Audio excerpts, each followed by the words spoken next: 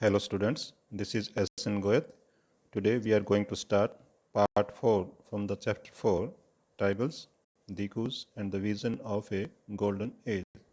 Let's start.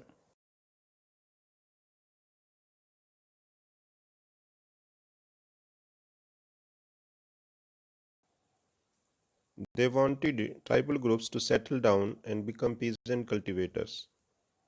वे चाहते थे कि ये ट्राइबल ग्रुप्स एक जगह स्थायी रूप से रहें और खेती करें, सेटल डाउन हो जाएं और स्टार्ट कल्टीवेटिंग.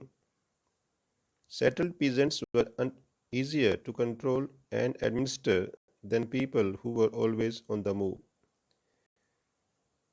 स्थायी रूप से एक जगह रहने वाले किसानों को, पीजेंट्स को कंट्रोल करना आसान था. The British also wanted a regular revenue source for the state. The British also wanted to increase their source of revenue. अंग्रेज अपने शासन के लिए आमदनी का जो स्रोत था, सोर्स था, वो भी रेगुलर करना चाहते थे. सो दे इंट्रोड्यूस्ड लैंड सेटलमेंट्स. इसलिए उन्होंने भारत में ज़मीन के बारे में कुछ नियम लागू किए. For example permanent settlement, Ryotwari system, Mahalwari system. ये सभी सिस्टम इसलिए लागू किए गए थे ताकि अंग्रेज़ अपनी इनकम को इंक्रीज कर सकें, उसे बढ़ा सकें.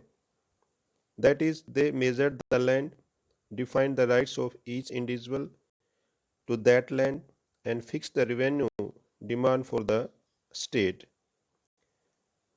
इसके बाद अंग्रेज़ों ने क्या किया, उन्होंने प्रत्येक ज़मीन के बारे में कुछ नियम लागू कर दिए.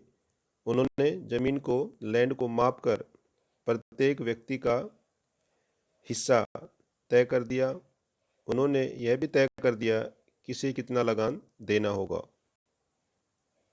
Some peasants were declared landowners, others tenants.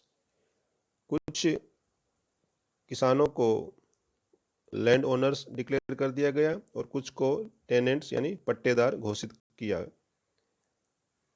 The tenants were to pay rent to the landowner, who were in turn paid revenue to the state. पट्टेदार लैंड ओनर को रेंट चुकाते थे और भूस्वामी सरकार को लगान देते थे.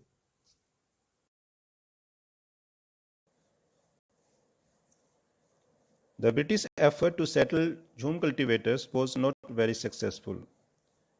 अंग्रेजों की झूम कल्टीवेटर्स को एक स्थान पर परमानेंटली सेटल करने की जो कोशिश थी, एफर्ट थे, वो सक्सेसफुल नहीं हुए. Settled plough cultivation is not easy in areas where water is scarce and the soil is dry.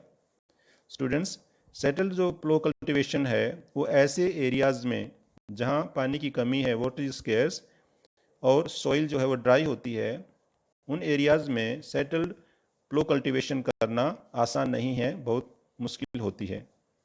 In fact, झूम cultivators who took to plough cultivation often suffered. झूम cultivators who took to plough cultivation often suffered. ऐसे जो किसान झूम cultivators जिन्होंने प्लो cultivation को अपनाया, उनको नुकसान ही हुआ, उनके लिए कोई प्रॉफिटेबल नहीं रहा. Since their fields did not produce good yields. क्योंकि जब भी उन्होंने प्लो कल्टीवेशन को अडॉप्ट किया, उसको अपनाया, उनकी फसल जो थी वो अच्छी नहीं हुई, उसकी प्रोडक्शन जो थी वो कम हुई. So the Jhum cultivators in northeast India insisted on continuing with their traditional practices. इसलिए जो नॉर्थ ईस्ट इंडिया के जो कल्टीवेटर्स थे, झूम कल्टीवेटर्स थे, उन्होंने इस बात पर जोर दिया कि वो अपनी खेती की ट्रेडिशनल जो प्रैक्टिसेस हैं, वो उन्हीं जो परंपरागत तरीके हैं खेती करने के उनके, उसके अनुसार ही वो कल्टीवेट करेंगे. Facing wide spread protests, the British had to ultimately allow them the right to carry on shifting cultivation in some parts of the forest. Facing widespread protest, the British had to finally allow them the right to carry on shifting cultivation. जब पूरे देश में wide spread protest, व्यापक विरोध होना शुरू हो गया, तो अंग्रेजों को आखिरकार झूम कल्टीवेटर्स की बात माननी पड़ी और उन्होंने ऐसे लोगों को फॉरेस्ट के कुछ एरियाज में कल्टीवेशन करने की परमिशन दे दी ताकि वो शिफ्टिंग कल्टीवेशन का जो अपना उनका ट्रेडिशनल जो प्रैक्टिसेस हैं उनको वो कंटिन्यू कर सकें. Forest laws and their impact. The life of the tribal groups was directly connected to the forest. Tribal groups का जीवन वनों से, फॉरेस्ट से डायरेक्टली जुड़ा हुआ था. इन आदिवासी जो समूह थे, इनका जीवन वनों से जुड़ा हुआ था. So changes in forest laws had a considerable effect on tribal lives. So the changes made by the British in forest laws had an important effect on tribal lives.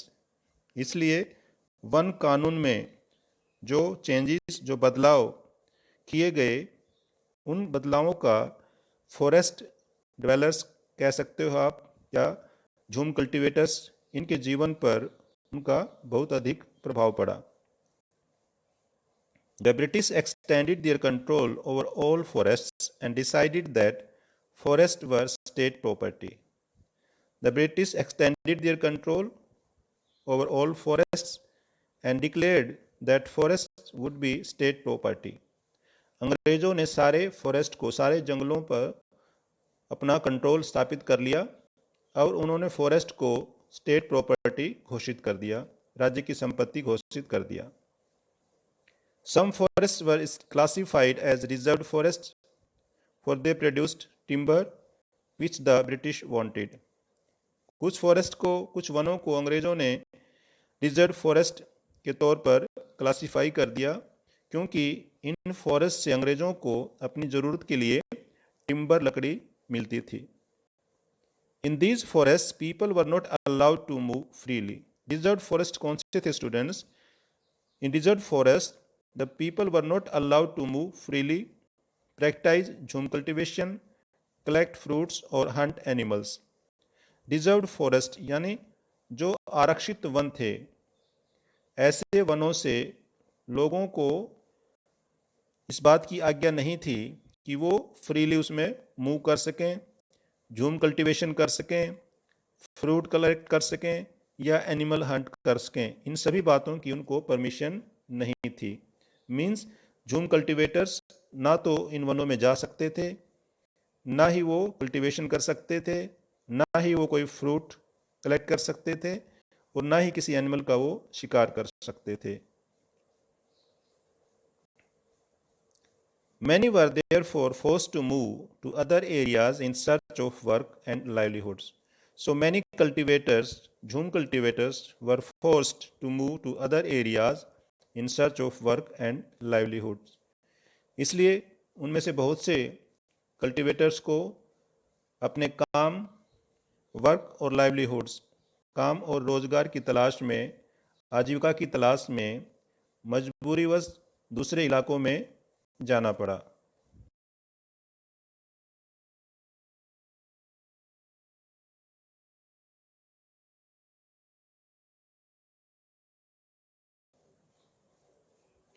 But once the British stopped the tribal people from living inside forests, they faced a problem. जैसे ही अंग्रेजों ने वनों के भीतर tribal groups के जाने पर पाबंदी लगाई, उनके लिए समस्या खड़ी हो गई. From where would the forest department get its labor to cut trees for village sleepers and to transport logs? समस्या यह थी स्टूडेंट्स, अब फॉरेस्ट डिपार्टमेंट के लिए प्रॉब्लम ये खड़ी हो गई थी कि वो ट्रीज को काटने के लिए और रेलवे स्लीपर्स के लिए ट्रांसपोर्ट, लोग्स को ट्रांसपोर्ट करने के लिए, लकड़ी को एक जगह से दूसरी जगह ले जाने के लिए वो लेबर कहाँ से लेकर आए, मजदूर कहाँ से लेकर आए. Colonial officials came up with a solution. British officials came up with a solution. अंग्रेज अधिकारियों ने इसका एक सॉल्यूशन ढूंढ लिया. They decided that they would give Jhum cultivators small patches of land in the forest.